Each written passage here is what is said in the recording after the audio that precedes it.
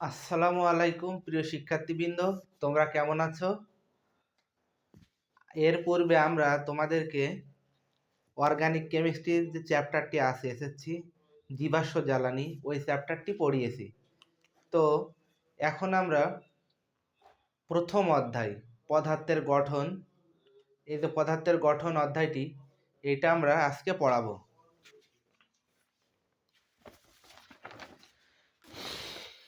তো পদার্থের গঠনে আমরা শুরুতেই মৌলিক পদার্থ, যৌগিক পদার্থ, তারপরে পরমাণু, অণু, প্রতীক প্রতীক প্রতীক হচ্ছে কয়েকটা নিয়ম আছে, এগুলো পারমাণবিক সংখ্যা, নিউট্রন, প্রোটন, এগুলো সব কিছু আমরা পড়ব। তো ধীরে ধীরে আমরা শুরু করি।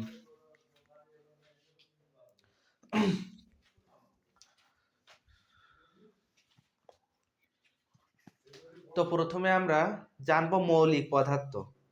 অধ্যায়টির নাম কি? পদার্থের গঠন।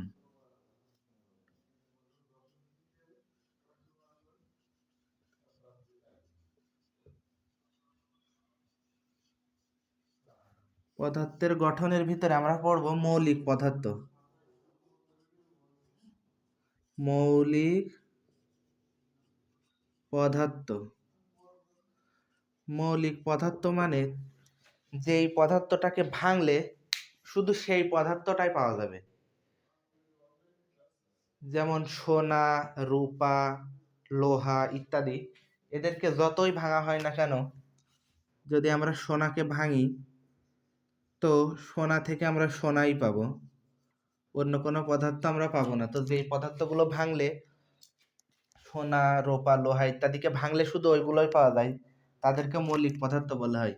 মৌলিক পদার্থের ভিতরে আমাদের পর্যায় সারণীতে 118টি মৌল আছে, কিন্তু মৌলিক প্রকৃতিতে পাওয়া যায় এমন মৌল হচ্ছে কয়টি? পর্যায় সারণীতে আছে 116টি মৌল, প্রকৃতিতে পাওয়া যায় এরকম মৌল আছে 96টি। 96টি মৌল আছে। তো এইগুলো হচ্ছে আমাদের মৌলিক পদার্থ, এই 96টি। আর যে বাকিগুলো পাওয়া যায় আমাদের, সেগুলো 96 থেকে আর বাকি যেগুলো থাকে সেগুলো হচ্ছে কৃত্রিম পদার্থ। তো কৃত্রিম পদার্থ, আর আমাদের শরীরে 26টি ভিন্ন ভিন্ন ধরনের মৌল রয়েছে। 26টি ভিন্ন ভিন্ন ধরনের মৌল রয়েছে। তো আমরা জানলাম মৌলিক পদার্থ কি। এরপর দেখব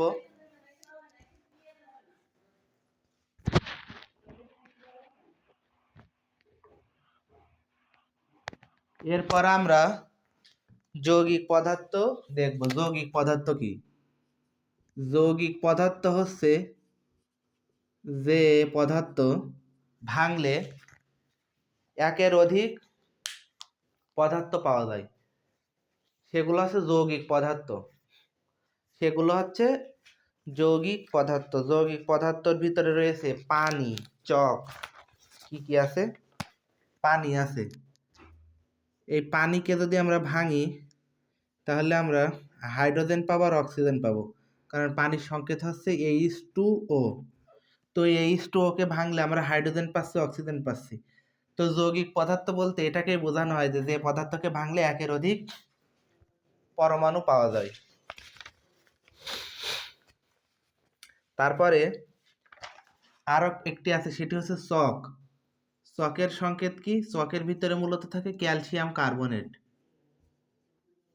ক্যালসিয়াম কার্বনেট, এই ক্যালসিয়াম কার্বনেটকে আলাদা আলাদা করলে এখানে ক্যালসিয়াম পাবো, অক্সিজেন পাবো, কার্বন পাবো। তো এই যে চক আর পানি, এরকম অনেক পদার্থ আছে যেগুলোকে ভাঙলে আমরা একের অধিক পদার্থ পাই। তো এগুলো পানির নমুনা আমরা যেখান থেকে সংগ্রহ করি, পুকুর, সাগর, জল, খাল, বিল, নদী, নালা, সেখানে এই পানির অনুপাতে 1:2, সেখানে আমরা একই অনুপাতে পানি থাকে। যেমন 2 অণু হাইড্রোজেন আর 1 অণু অক্সিজেন। 2 অণু হাইড্রোজেন থাকে, 1 অণু অক্সিজেন থাকে, আমরা যেখান থেকে এটা সংগ্রহ করি না কেন। তেমনি চক বা অন্যান্য পদার্থ সব জায়গায় যেভাবেই তৈরি করা হোক না কেন এই ক্যালসিয়াম কার্বনেট এবং অক্সিজেনের অনুপাত থাকবে 1:1:3। তো এই হচ্ছে আমাদের যৌগিক পদার্থ। যৌগিক পদার্থের আর একটি ধর্ম আছে, সেগুলো হচ্ছে এরা যখন আলাদা আলাদা অবস্থায় থাকে, যখন হাইড্রোজেন, অক্সিজেন এগুলো আলাদা আলাদা অবস্থায় থাকে তখন হাইড্রোজেনও গ্যাসীয়, আবার অক্সিজেনও গ্যাসীয়। কিন্তু এই দুই পদার্থ যখন পানি তৈরি করে তখন কিন্তু সাধারণ তাপমাত্রায় এটা তরল। তো এই হচ্ছে আমাদের মৌলিক পদার্থ আর যৌগিক পদার্থ। তো এরপরে আমরা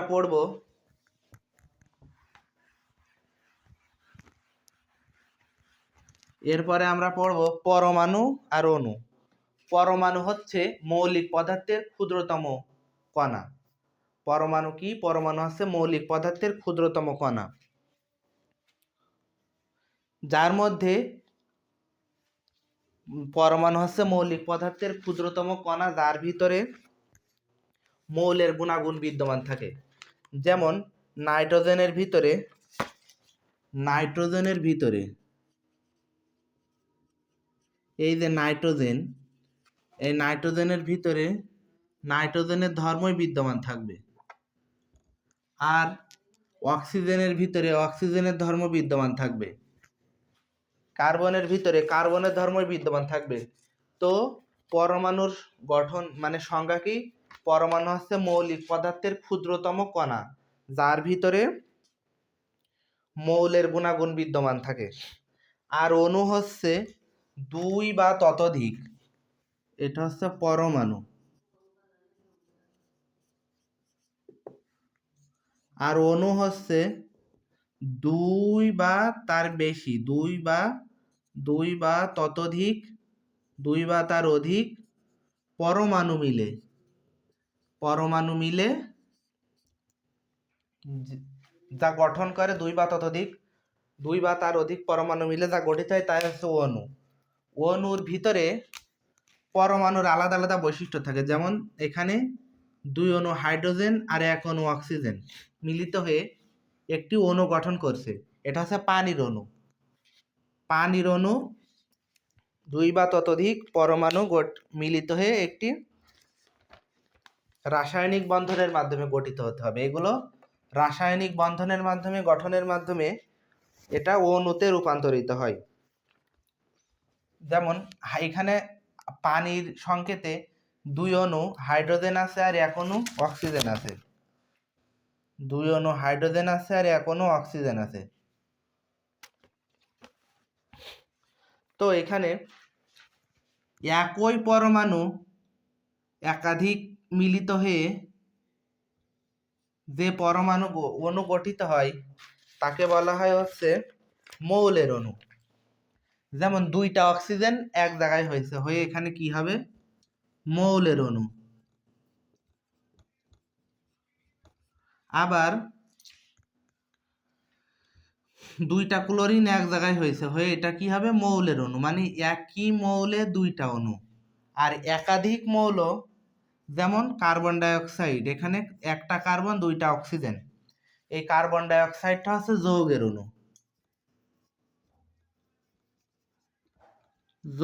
অণু।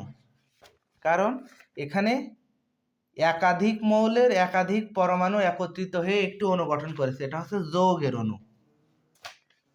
তো এরপরে যদি আমরা এটা ভালোভাবে বুঝে থাকি, তো এরপরে আমরা যাব প্রতীকে।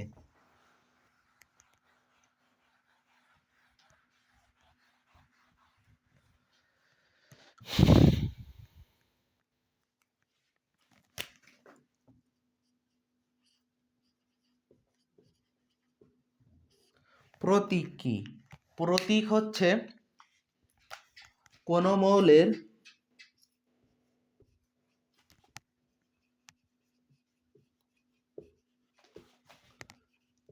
ইংরেজি বা ল্যাটিন নামের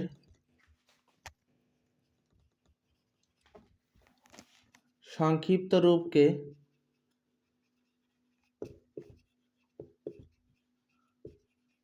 প্রতীক বলে।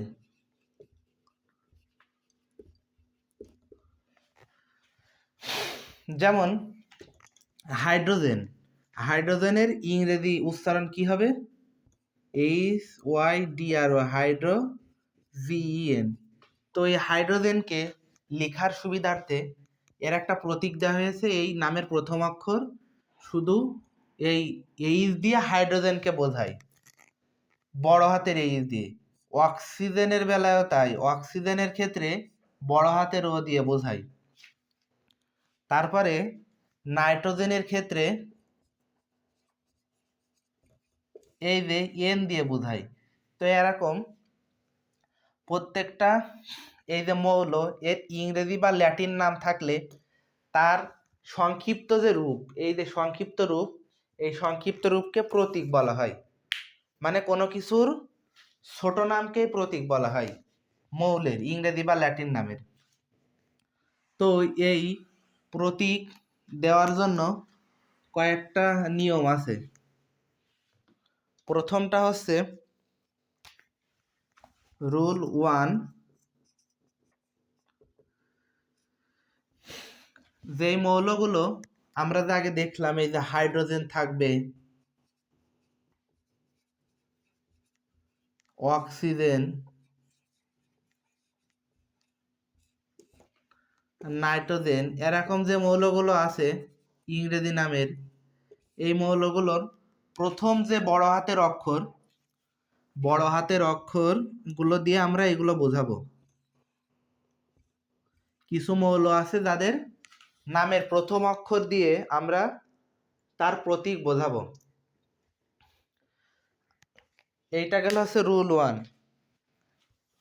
এগুলো শুধু প্রথম অক্ষর দিয়ে বোঝাবো এই মৌলগুলোর। এবার আমরা রুল 2তে দেখব কিছু মৌল আছে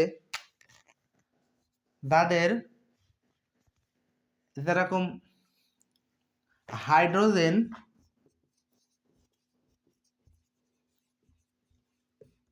আর হিলিয়াম, এইখানে হাইড্রোজেনেরও প্রথম অক্ষর এইচ, হিলিয়ামেরও প্রথম অক্ষর এইচ। আমরা যদি দুই জায়গায় বড় হাতের এইচ দিয়ে রাখি তাহলে আমাদের পক্ষে বোঝা সম্ভব না যে কোনটা হাইড্রোজেন কোনটা হিলিয়াম। এই জন্য কিছু কিছু জায়গায় প্রথম অক্ষরের নামের সাথে একাধিক মৌলের মিল থাকায় দ্বিতীয় যে অক্ষরটি আছে সেই অক্ষরটি ব্যবহার করা হয়। যেমন হিলিয়ামের ক্ষেত্রে সাথে 2 নম্বর যে অক্ষর সেটাও ব্যবহার করা হয়, হিলিয়াম। তো এইভাবে আরো কিছু আছে, যেমন কার্বনের ক্ষেত্রে সি ব্যবহার করা হয়। ক্লোরিনেরও কিন্তু এখানে সি আছে, তা আমরা যদি শুধু সি দিই তাহলে কিন্তু বোঝা যাবে না যে কোনটা কার্বন আর কোনটা ক্লোরিন। তো এর 2 নম্বর যে অক্ষর আছে সেটাও ব্যবহার করা হয় কার্বন আর এটা ক্লোরিনের ক্ষেত্রে। তো এরকম নামের প্রথম অক্ষরের যে অক্ষরগুলোর সাথে মিল আছে সেইগুলোর প্রতীককে চেনার জন্য তাদের 2 নম্বর অক্ষরকেও ব্যবহার করা হয়। সেরকম এখানে আমরা দেখব আরো কিছু মৌল দেখব।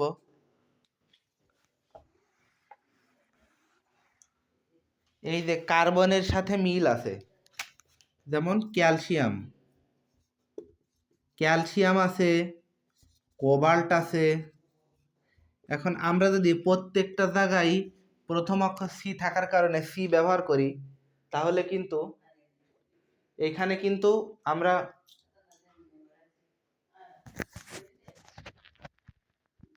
সি ব্যবহার করি তাহলে কিন্তু আমরা এখানে সব জায়গায় মনে হবে যে হয় কার্বন, কিছু বোঝা যাবে না। তো এই জায়গায় দ্বিতীয় অক্ষরটিও ব্যবহার করা হয়, ক্যালসিয়ামের ক্ষেত্রে ব্যবহার করা হয়, কোবাল্টের ক্ষেত্রেও ব্যবহার করা হয়। এইভাবে আমরা ব্যবহার করি। আর একটা আছে ক্রোমিয়ামের ক্ষেত্রে দ্বিতীয় অক্ষরটি ব্যবহার না করে আমরা 3 নম্বর অক্ষরটি ব্যবহার করি।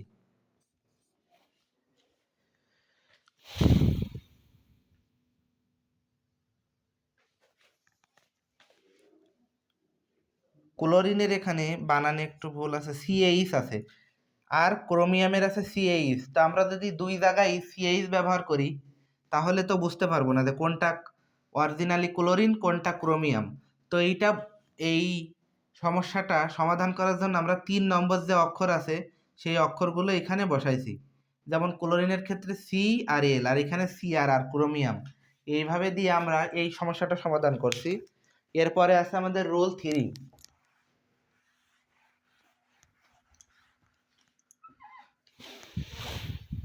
রুল 3-তে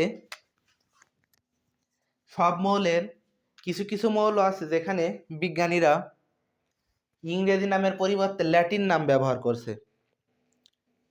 তো আমরা যদি বাংলা নাম দেখি ইংরেজি নাম করতে যাই তাহলে আমরা ওই মৌলগুলো শনাক্ত করতে পারবো না। যেমন সোডিয়ামের ক্ষেত্রে হওয়া উচিত ছিল এসও, কিন্তু সোডিয়ামের সংকেত এসও না, সোডিয়ামের সংকেত হচ্ছে এনএ। তো এনএ কিভাবে আসলো? এই জন্য ল্যাটিন নাম ব্যবহার করা হয়েছে। এস দিয়ে তো সালফারও বোঝায়। তো এই জন্য সোডিয়াম আরও কিছু কিছু মৌলের ক্ষেত্রে ল্যাটিন থেকে নাম সংগ্রহ করা হয়েছে। তো সোডিয়ামের ল্যাটিন নাম আছে ন্যাট্রিয়াম। ন্যাট্রিয়াম। তো আমরা এখানে কেন শুধু এন ব্যবহার করলাম না? এন ব্যবহার করলে আবার নাইট্রোজেন আছে, সেই নাইট্রোজেনেরও প্রথম অক্ষর আমরা এন দিই। তো এইখানে শুধু এন দিলে কোনটা নাইট্রোজেন কোনটা সোডিয়াম এটা আমরা বুঝতে পারবো না। তাই এ 2 নম্বর অক্ষর দিয়ে আমরা এন এ দিয়ে এটা সোডিয়ামকে বোঝাই। এরকম আরো কিছু নাম আছে যেগুলো আমি একবারে লিখে দিচ্ছি।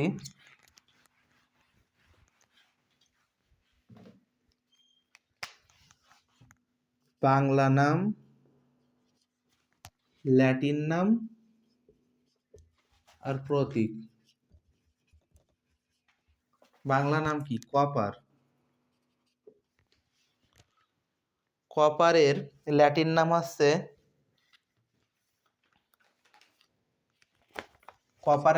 হচ্ছে কাপরাম। এরপর হচ্ছে পটাশিয়াম। পটাশিয়ামের ল্যাটিন নাম হচ্ছে ক্যালিয়াম। সিলভার, শুধু নামের সীমাবদ্ধতা দূর করার জন্য এগুলো ল্যাটিন নাম থেকে নিয়ে এসে। সিলভারের হচ্ছে আর্জেন্টাম।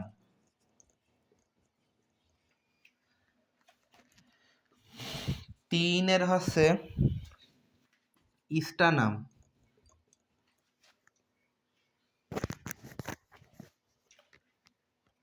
অ্যান্টিমনি, এগুলো সব এক একটা মৌল।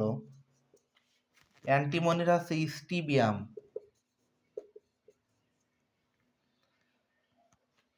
গোল্ড মানে সোনা, এর হচ্ছে ওয়ারাম। লেড, এর হচ্ছে প্লাম্বাম। তো এরকম আরো কিছু মৌল আছে যেগুলো তোমরা বই পড়লে ভালোভাবে জানতে পারবে। তো এই মৌলগুলোর প্রতীক কি হবে আমরা এখন দেখি। কপারের ক্ষেত্রে আমরা সিইউ ব্যবহার করি, শুধু সি ব্যবহার করলে কার্বনের সাথে মিলে যাবে, এই জন্য সিইউ। পটাশিয়ামের কে, পটাশিয়াম ক্যালিয়াম। আর্জেন্টামের এজি। ইস্টানামের ক্ষেত্রে এসটি। অ্যান্টিমনির ক্ষেত্রে এসবি। অরামের ক্ষেত্রে এইউ। আর প্লাম্বামের ক্ষেত্রে পিবি। লেড, পিবি মানে লেড, প্লাম্বাম।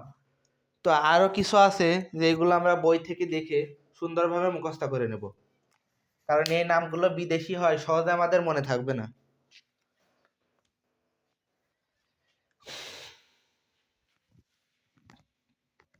তো এইগুলো বুঝে থাকলে আমরা পরবর্তীতে আর একটি নতুন টপিকে যাচ্ছি।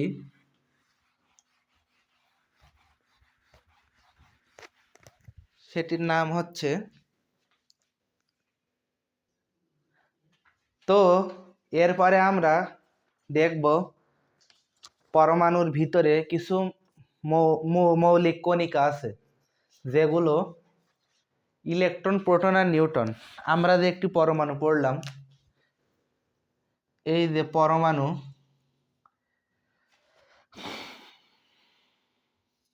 এই যে পরমাণু, এই পরমাণুর ভিতরে একটা ফাঁকা জায়গা আছে, তার ভিতরে নিউক্লিয়াস থাকে।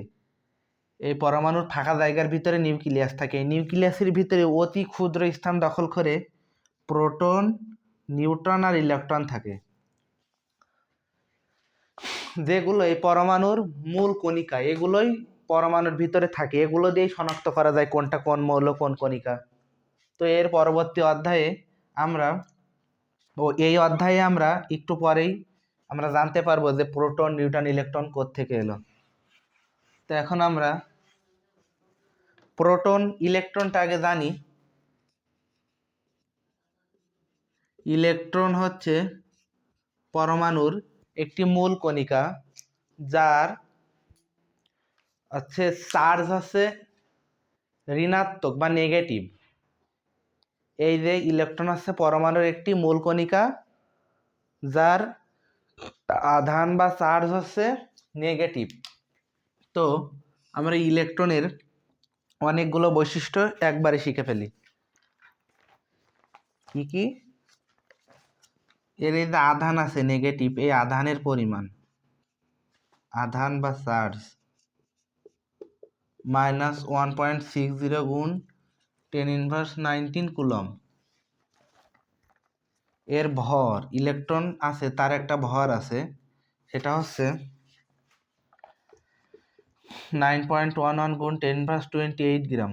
আমরা যদি আবার এটাকে কেজিতে কনভার্ট করতে চাই, তাহলে আমাদেরকে 1000 দিয়ে ভাগ দিতে হবে। দিলে এটা দাঁড়াবে 9.11 গুণ 10⁻31 কেজি। আপেক্ষিক আধান,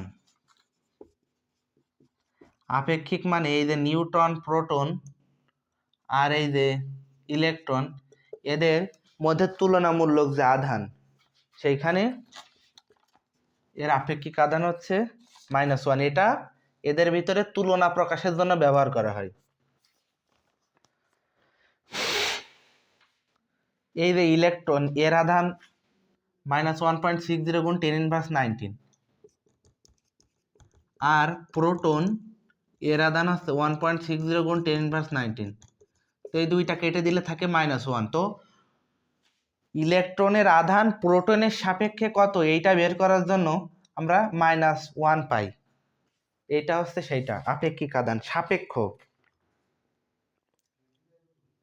প্রোটন এবং নিউট্রনের ভর, এই যে ইলেকট্রনের ভর প্রোটন এবং নিউট্রনের তুলনায়, ইলেকট্রনের ভর প্রোটন আর নিউট্রনের তুলনায় 1840 গুণ কম। এইটা আমরা এইচএসসিতে এটা প্রমাণ করা আছে, তো আমরা সেখান থেকে দেখতে পারবো।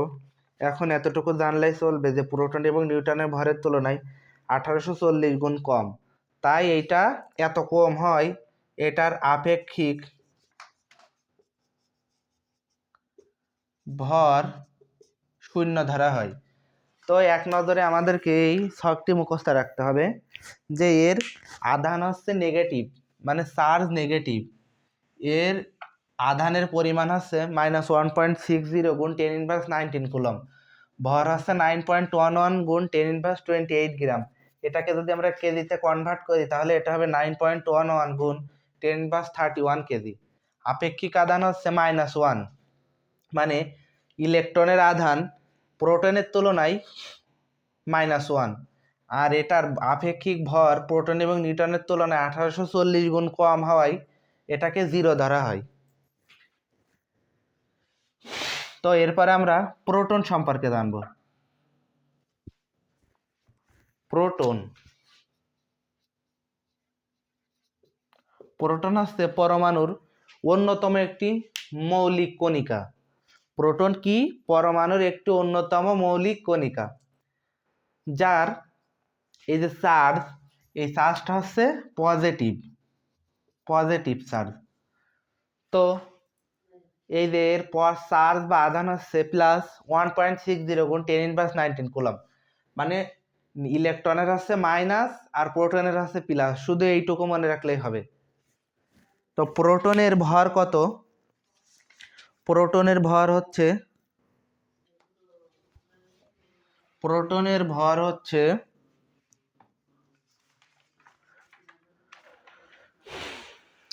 1.67 গুণ 10^24 গ্রাম বা 1.67 গুণ 10^27 কেজি। তো প্রোটনের ভরটা হচ্ছে 1.67 গুণ 10^20। ভর কখনো নেগেটিভ হয় না, ওজন কখনো নেগেটিভ হয় না, ভর। এই জন্য এটা হচ্ছে প্লাস মাইনাস নেই আগে, 1.67 গুণ 10^24 গ্রাম। আপেক্ষিক আদান হচ্ছে আপেক্ষিক আদান +1, এটা আপেক্ষিক আদান +1 ইলেকট্রনের তুলনায়। আর এইটার আপেক্ষিক যে ভর